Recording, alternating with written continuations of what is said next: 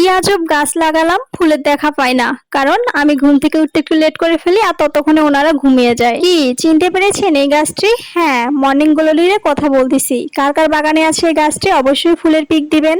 এই ফুলগুলো বিভিন্ন কালারের হয়ে থাকে, যদিও আমার বাগানে শুধুমাত্র একটা কালার এখন ফুটতেছে। আর এই ফুলের সৌন্দর্যের কথা আর কি বলবো, দেখতে তো পারতেছেন কতটা সুন্দর। তবে দুঃখজনক বিষয় যেটা, খুব সকালে ফুটে সূর্য উঠতেই শুকিয়ে যায়। এই যে দেখেন, যেই না সূর্য দেখা পেয়েছে অমনি এতে শুকিয়ে যাচ্ছে। যাই হোক, আজ আমি দেখাবো আমার বাগানের কিছু দোপাটি গাছ। এই জায়গায় একটা দোপাটি গাছ নিজে নিজে হয়ে গেছে। এটা কি সুন্দর কালারটা দেখেন, কমলা কালারের ফুল। আমার বাগানে বিভিন্ন কালারের দোপাটি রয়েছে, তবে কোনো গাছ আমি কখনো যত্ন করে লাগাই না।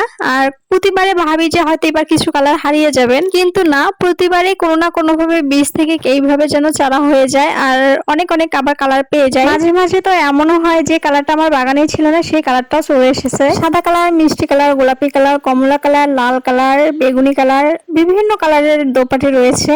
আপনাদের বাগানে দোপাটি কালেকশন আছে কিনা জানি না, তবে এই দোপাটি ফুলটা খুবই ভালো লাগে আমার কাছে, সারা বছর ফুল হয়। আপনারা চাইলে আপনাদের বাগানে দোপাটি কালেকশনটা রাখতে পারেন। তো আজকের ভিডিও আমার এই পর্যন্ত, ভালো থাকবেন সবাই।